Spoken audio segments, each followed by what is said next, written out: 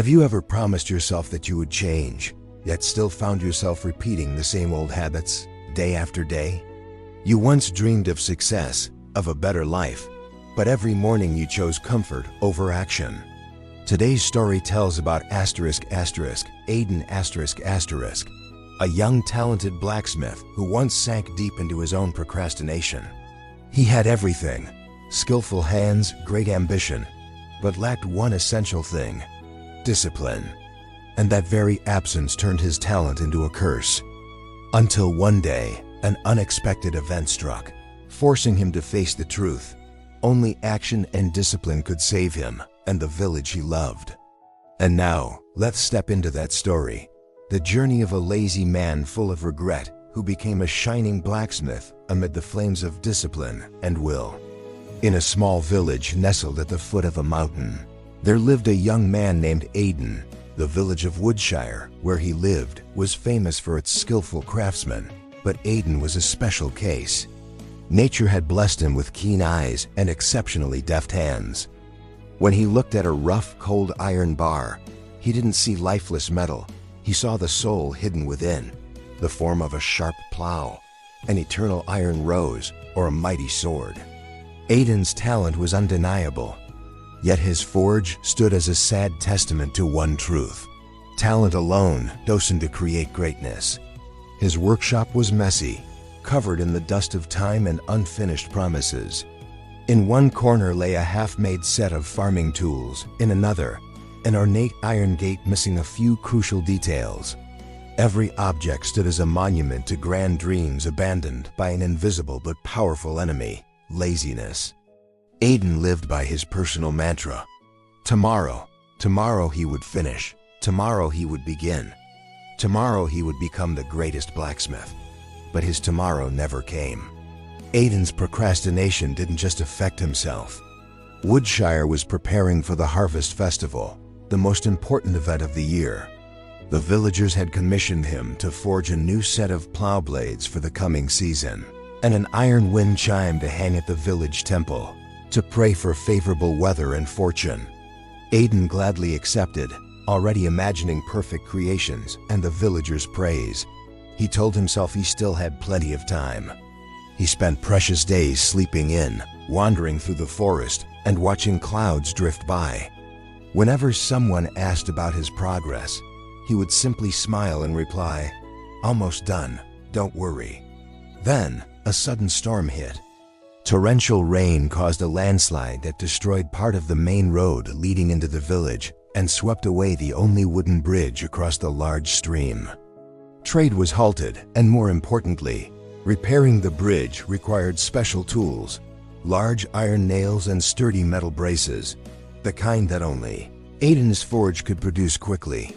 The villagers rushed to his workshop, filled with worry and hope, but they were stunned.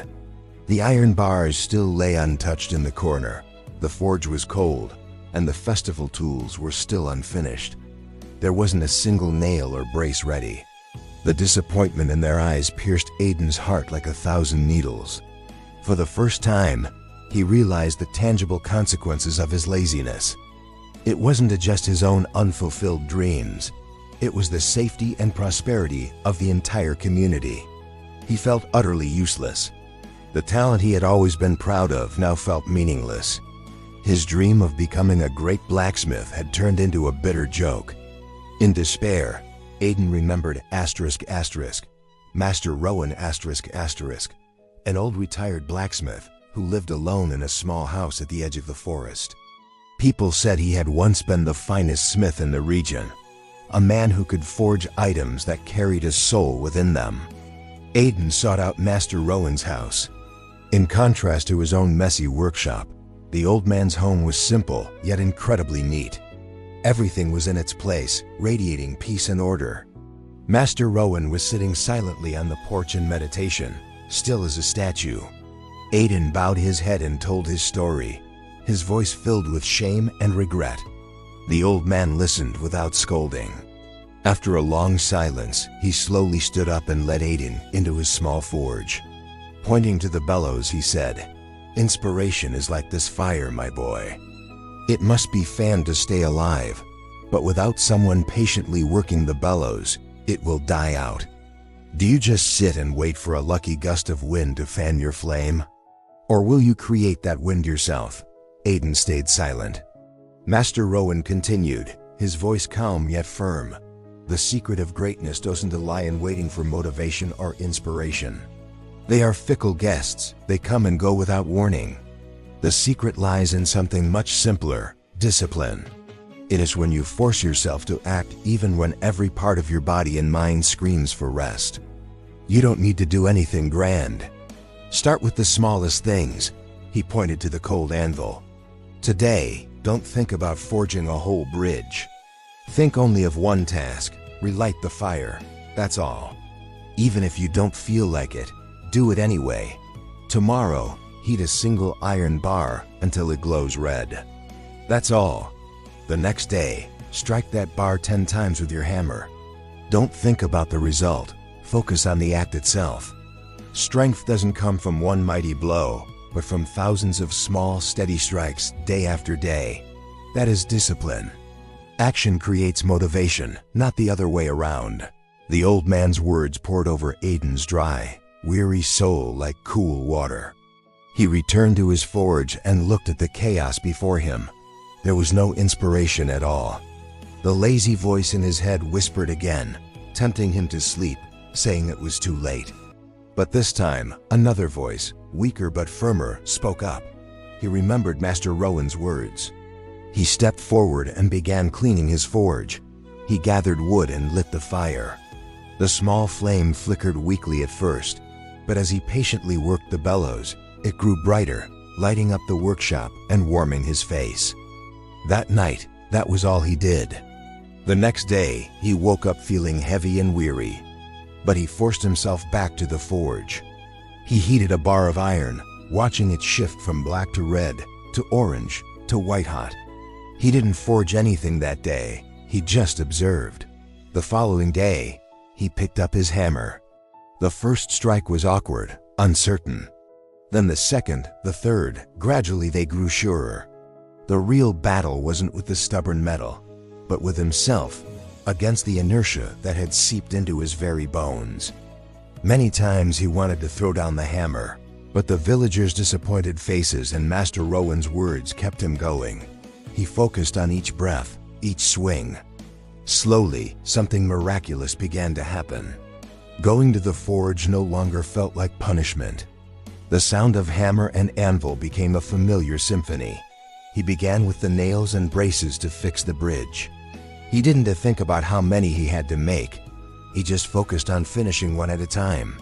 When the last nail was done, joy crept into his heart, a quiet pride he hadn't felt in a long time.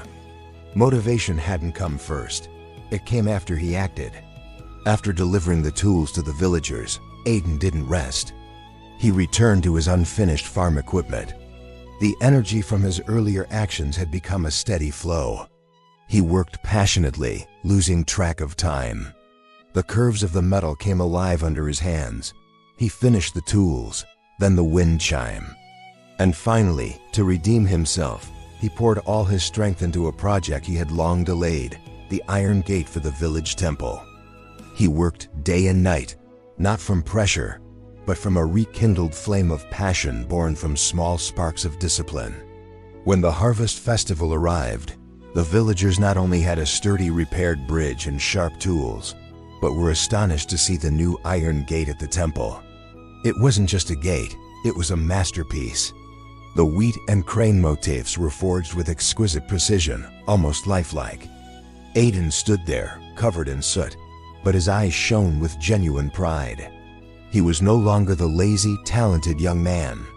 He had become a true blacksmith, a man to be relied upon. Aiden's story isn't just about forging iron. It's about forging oneself, turning potential into reality through action.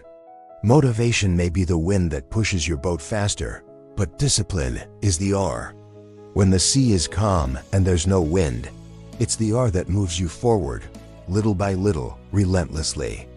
Greatness isn't built on fleeting sparks of inspiration, but on the solid foundation of countless small, consistent acts, especially on days when you don't feel like doing them. Start with the smallest task. Ignite your own fire. And keep working the bellows every day.